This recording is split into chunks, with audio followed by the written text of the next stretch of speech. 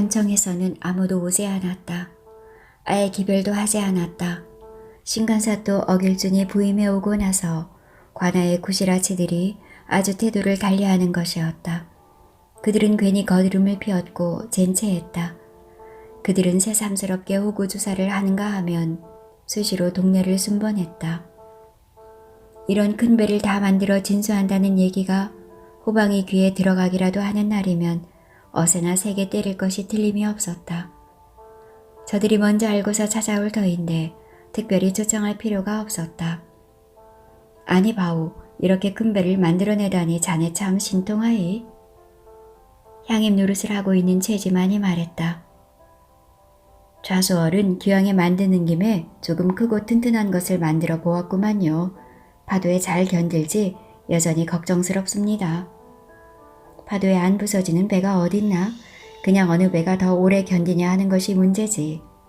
수명을 길게 하기 위해 대못과 철판을 좀 많이 썼구만요. 참 큰일을 했으이. 첨장어른이 좋은 일 하고 돌아가셨구만. 송두구가 말했다. 옆 동네에서 개장 노릇하는 진칠복이 개를 한 마리 잡아서 왔다. 진칠복이는 그래도 경기가 좋았다. 다들 중내에 사내야 하는데 멍멍이 한 마리를 잡을 수 있을 정도이면 대단하다고 말하지 않을 수 없었다. 그는 황주목이나 회주목에다가 귀화를 대고 있었다. 유사이는 팔로가 그런대로 괜찮은 편이었다. 집장이들이 알아서 찾아오곤 하니까 귀화를 만들어 놓기만 하면 잘 팔리는 것이었다. 칠복이는 나이로 보아 바오의 친구라기보다는 정오의 형벌이 되었다. 그는 30살을 조금 넘긴 나이였다. 진수식을 마친 사람들은 배를 타고 은일광에서 한 차례 시험 항해를 해보았다. 배는 그렇게 미끄럽게 바다를 잘 빠져나갈 수 없었다. 야, 이제 은일 앞바다 고기가 전부 김바오 것이로구나. 김바오 이제 부자 됐어. 우리 먹을 거 없으면 바오네 집에 가서 조기나 찢어 먹세. 그러이 얼마든지 오게. 아이고, 저 바오가 방금 한 말 다들 잘 들었제? 우리 이제 굶어 죽을 염려는 없겠구만. 이 사람아, 농사 짓는 사람은 굶어 죽어도 고기 잡는 사람은 절대로 굶어 죽지 않는다는 말 모르는가? 저런 바오를 두고 하는 말이지. 금산의 사람들은 다들 김바오네를 축하해 주었다. 살기가 어렵지만 아직 그들은 순박했고 인정스러웠다.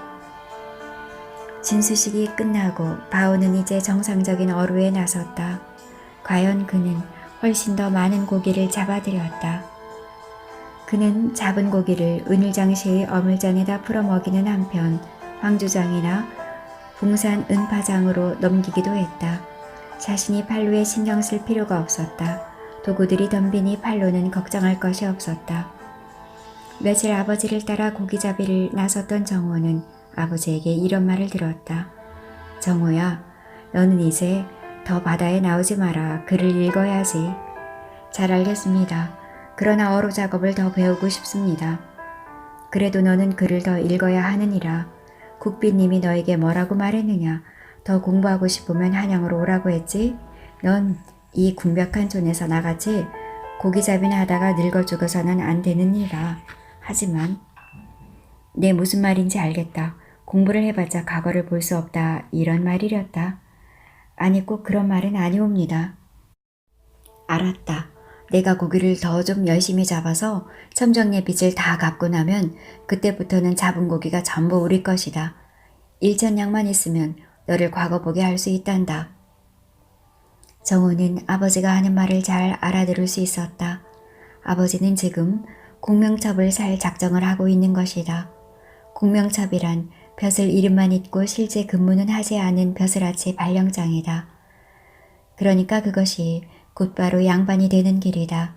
양반만이 벼슬아치가 될 수 있기 때문이다. 네, 분부대로 하겠습니다.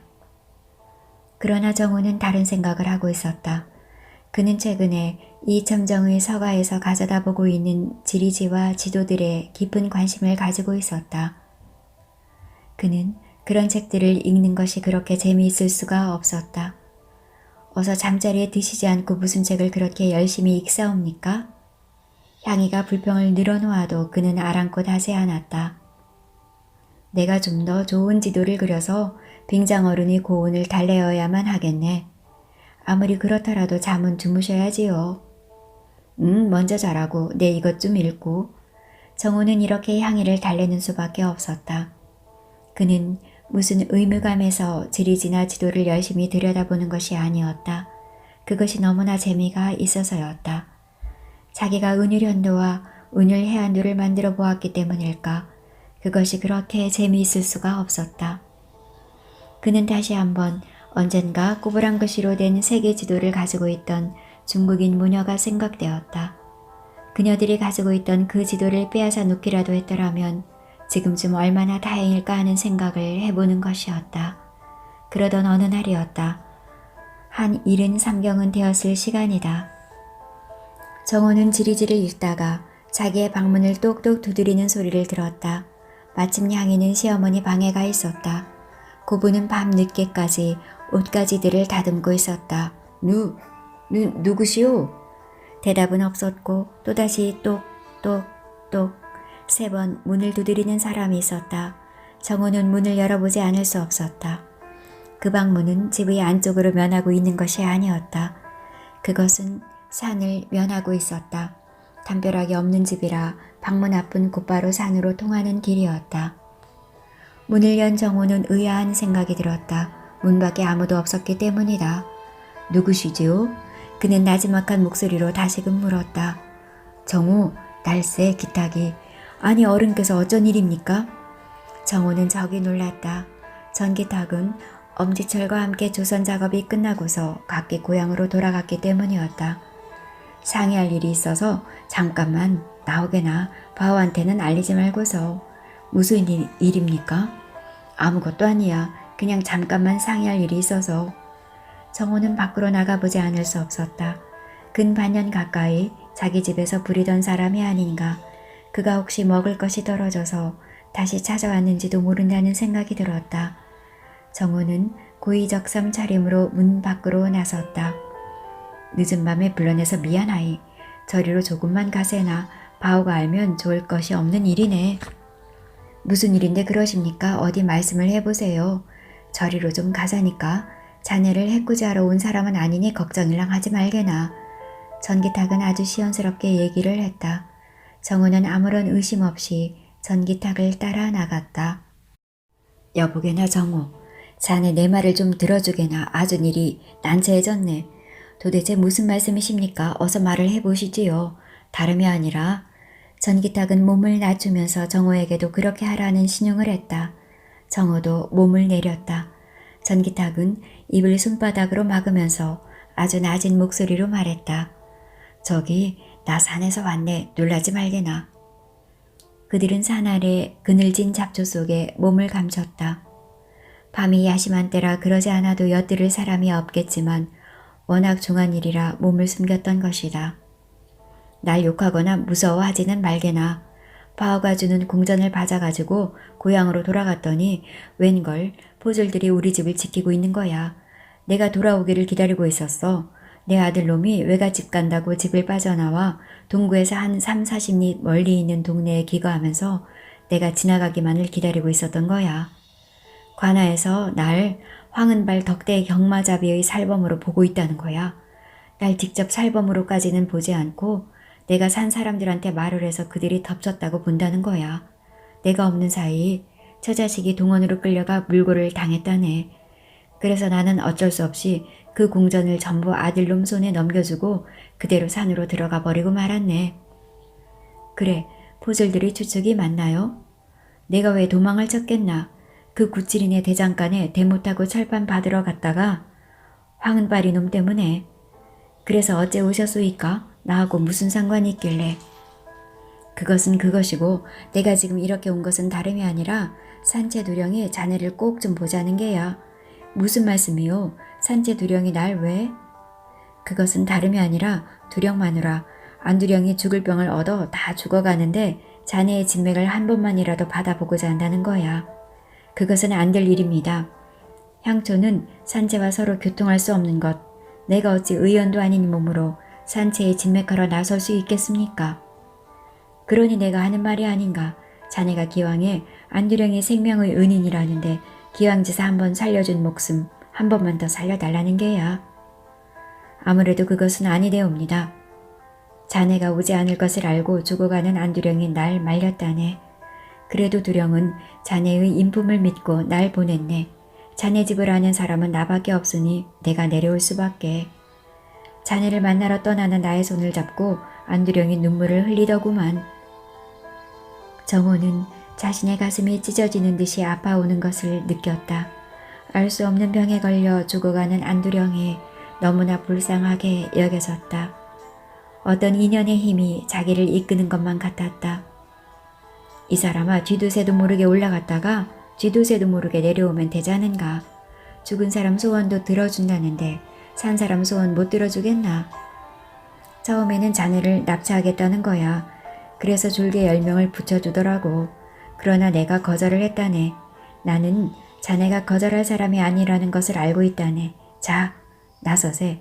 세댁한테만 옆 마을에 가서 하룻밤만 지내고 온다고 일러주게나. 내 저기 뒷산 사당 앞에서 기다리겠네. 전기탁은 잡초에 몸을 숨기고 산을 오르기 시작했다. 정호는 한참을 그렇게 앉아있다가 방으로 돌아왔다. 향이가 방으로 돌아와 있었다. 문을 열어놓으신 채 어디를 다녀오셨죠? 뒷간에 가신 줄 알고 거기까지 가보았어요. 잠이 오지 않아 잠시 바람을 쐬고 왔소이다. 어서 주무셔요. 벌써 늦은 삼경은 된 것 같습니다. 그러리다. 그런데 여보, 내가 아랫마을에 잠시 내려갔다 올 일이 있는데 혼자 자면 안 되겠소? 꼭 다녀오셔야 할 일이라면 다녀오셔요. 혼자 자겠어요. 그럼 혼자 자고 있으시오. 내 잠시 다녀오리다. 내 바지 저고리를 내주시오. 정우는 행장을 단단히 꾸려가지고서는 길을 나섰다. 앞 동네를 향해 나가는 척 하다가는 집을 돌아 뒷산으로 올랐다. 산신령을 모셔놓은 사당 앞에 닿았다. 그러나 아무도 없었다. 여보세요? 어르신 정우입니다. 그제야 숲속에서 전기탁이 어슬렁거리면서 나왔다. 그는 고맙다고 땅바닥에 머리를 박고 저를 꾸벅했다. 자, 가시죠. 기왕에 갈 바에야 빨리 가시죠. 그렇게 위중하다면 한시가 바쁩니다. 아이고 고마워이. 둘은 정신없이 길을 걸었다. 그래서 그들은 날이 새기 전에 산채에 다다랐다. 그들은 그대로 두령 앞으로 인도되었다. 아이고 김정우, 그때 바로 그 젊은이로구만. 잘 와주었소이다. 감사하오이다. 자, 안으로 듭시다요. 안두령이 아주 좋지 않습니다. 정우는 할 말이 없었다. 자신은 분명히 의원이 아니었으나 어디 한번 병자를 보고 싶었다. 두령은 나름대로의 예의를 지켰다. 그는 정우에게 말을 놔하지 못했다. 사람을 대하면 육지거리부터 퍼붓는 것이 다반사인 산도적 두령이 말을 올리는 사람이 있다니 조금 어색했다. 그의 줄개들은 그들의 두령이 말을 올리는 것을 처음 보았다. 안두령 홍자숙은 안방에 누워 있었다. 그녀는 두 눈을 감고 있었다. 두령과 정우가 들어가도 알아보지를 못했다. 정우는 그녀를 진맥해 보았다. 몸의 건강 상태가 좋지 않았다.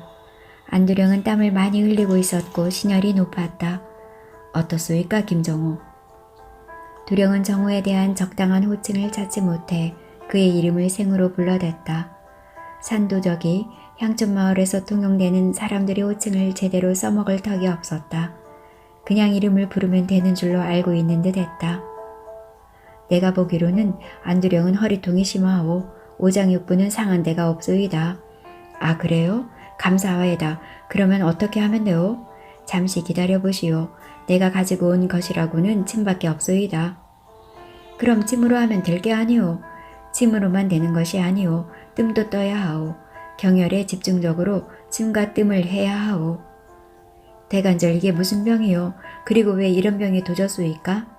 내가 보기로는 수묘통이란 병인데 나약한 여자의 경우 습기가 찬 곳에 오래 있으면 비와 이슬이 찬 기운이 사기가 되어 허리에 스며드는 법이요. 그렇게 되면 허리가 몹시 아프고 그 아픔이 전신으로 퍼져나가는 법이요. 허벅다리까지 퍼쳐 걷지도 못하게 됩니다. 아무래도 안두령이 전번에 너무 큰 고생을 해서 그것이 말끔히 낫지를 않고 병으로까지 간 것으로 생각됩니다. 너무 걱정하지 마시오. 침가뜸을 풍시와 양릉천에 잘 쓰면 병들었던 경혈에 피가 돌고 공기가 잘 스며들어 금방 휴염을 보게 될 것이요. 한의학을 체계적으로 공부한 적이 없는 정호였다. 그러자니 그에게 무슨 임상의 경험이 있을 턱이 없었다. 다만 그는 서책을 통해 단편적인 의학 지식을 익혔을 뿐이었다. 그는 주로 동의보감을 읽었는데 그것은 임진왜란이라는 미중이의 민족적 재난에 남다른 관심을 가진 데다 난을 통해 활약한 허준의 생애에 흥미를 느꼈기 때문이다. 두령 범대지는 묵묵부답이었다. 김정호란 이 젊은 녀석이 예사로 똑똑하지 않기 때문이었다. 녀석의 말을 듣고 보니 그럴듯했다. 정호는 안두령 홍자숙의 몸에다가 일단 한 차례 안마를 가했다. 오장육부가 상해서가 아니라 습기가 사기로 스며들어 전신의 원만한 혈류와 통기를 방해하고 있는 것이다. 그러고는 풍시경혈과 양릉천 경혈에다 침가뜸을 놓았다. 날이 밝기까지 서너 차례 그는 환자에게 시술을 했다. 그랬더니 이튿날 일몰 무렵이 되어서 환자는 눈을 뜨고 한결낮게 기운을 차리는 것이었다. 김정우가 왔구먼. 홍자숙은 원기를 얻어 말을 할 수도 있게 되었다. 안녕하시오 안두령. 좀 어떠시오? 그때 그런 일이 있고서 잘 주섭을 하지 않은 탓이오. 사기가 다 빠지지 않은 데다 무리를 해서 그것이 도진 것이오. 고맙소이다 김선생. 이 은혜를 어떻게 갚아야 할지. 홍자숙은 흉악스런 산적 두목의 옆편에 답지 않게 눈물을 글썽거렸다. 그녀는 정호를 선생이라 호칭까지 했다. 그는 그녀를 치료하는 방법을 일러주었다. 그는 빨리 여기를 떠나야만 하는 것이다. 낮에는 그것이 불가능했다. 밤이 되어야만 남의 눈을 속이고 무사히 귀가할 수 있을 것이다. 내 말을 적으시오. 접골목 한 숟가락, 옥수수 수염 반 숟가락, 주결명 한 숟가락을 잘 섞어 새우부이물이 2홉이 될 때까지 잘 달여서 하루에 67번 나누어 마시도록 하시오. 거기에다 율무살 한 홉을 섞여 달여 마시면 더욱 좋소이다.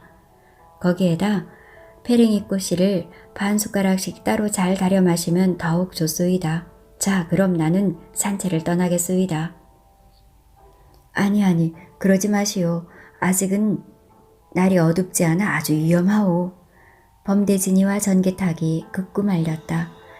이 사람아 정우, 날이 어두워지면 우리가 어련히 데려다 주려고 잠시만 참게나.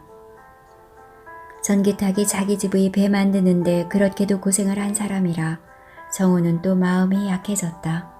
정우는 병자 곁에 계속 들어붙어 앉아서 그녀를 간호했다. 범대진이 수시로 들락거렸다. 밝은 데서 보니 안두령은 상당한 미인이었다.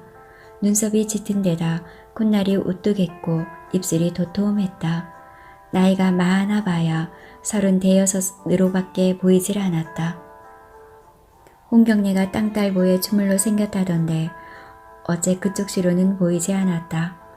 여자가 무식해 보이지도 않았다.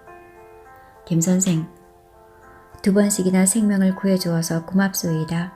우리가 썩은 관리들을 다 몰아내고 흐려진 성총을 바로잡아 살기 좋은 세상을 만들 때 이 은혜를 갚을 것이요.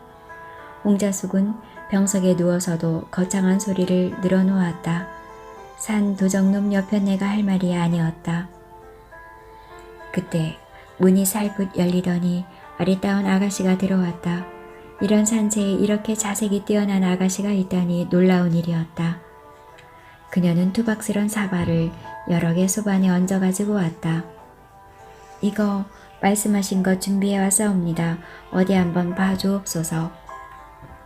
그 아가씨는 조심스럽게 입을 열었다. 그러니까 방금 그가 일러준 약을 다 준비해 가지고 온 것이었다. 그는 사발들 안을 들여다보았다. 과연 약재들이 잘 갖추어져 있었다. 접골목, 옥수수 수염, 초결명 따위가 잘 갖추어져 있었다. 어디 인사 올려라. 김정호 선생이시다. 우리 집 아이 진아라고 하옵니다.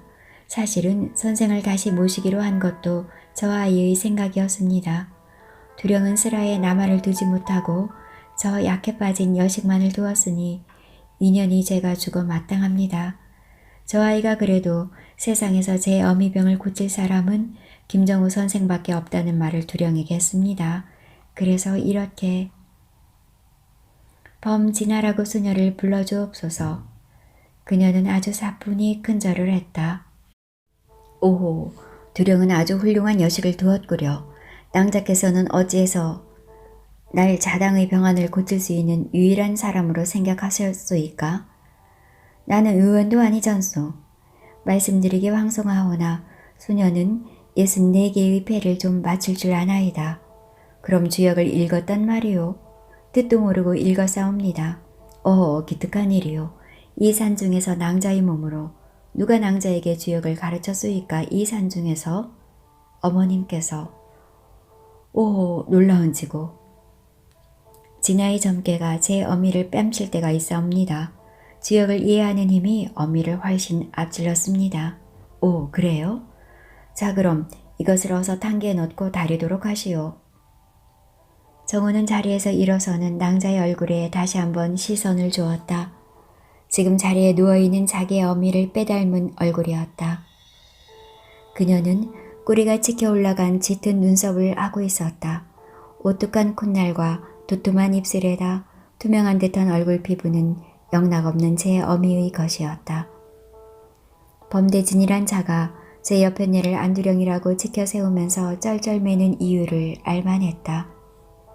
산속의 졸개들이 그들이 안두령을 그렇게 떠받드는 이유도 알만했다. 산의 자식들이란 언제나 이렇게 여자의 미모 앞에서는 사족을 못 쓰는 법이자는가. 홍자숙은 천장을 향해 똑바로 누워 있었다. 그녀의 입술은 바싹 말라 있었다. 신혈이 심하기 때문이리라. 그녀는 정우가 경혈을 제대로 짚었기 때문에 의식을 회복했을 따름이지 건강 자체가 좋아진 것은 아니었다. 그녀는 아직도 정신이 오락가락했다. 사실은 정우 선생, 전번에도 선생 일행을 전부 죽이기로 산채에서는 결정을 내렸더랬지요. 그런데 우리 진아가 나에게 자기의 점괘를 알려주었습니다. 선생 일행을 살려보내면 우리가 큰 득을 보게 될 것이라는 점괘였지요. 그래서 내가 두령에게 간절히 부탁한 것이외다. 그런데 이번이 점괘가 또 글이 나왔어요. 거참 신통력이 있는 낭자로군요. 글쎄요. 그런데 김정우 선생 이리로 귀를 좀. 환자는 눈을 뜨지도 않고 무슨 말을 하고 싶어 했다. 그녀는 벼르고 벼른 무슨 말을 하고야 말겠다는 결심을 한 듯 했다. 사람 모가지를 대지 멱다는 정도로만 하는 흉악무도한 산 도적놈들만 모여 사는 데가 산채인 줄 알았다. 그러나 거기에도 역시 사람이 살고 있었다. 딸에게 주역을 가르치는 사람도 있었고 신통력을 지닌 묘령이 낭자도 있었다. 기동하지 마시고 잘 누워 계시지요. 무슨 말이시온데. 그런데 큰일이 났소이다. 김정우 선생. 무슨 큰일이시온지 우리 집 아이의 점괘가 말이외다. 기탄 없이 말씀해 주시오. 나는 어떤 말에도 개의치 않으리다. 진아의 점괘에는 김정우 선생이 무슨 애군이라도 있다는 말씀이신가요? 개념하지 마시고 말씀해 주시구려.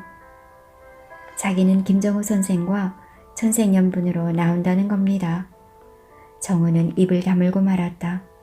너무나 뜻밖의 말이기 때문이었다. 그것은 그야말로 오밤중의 홍두깨였다. 너무 놀라지 마십시오. 두령에게는 아직 말하지 않았습니다.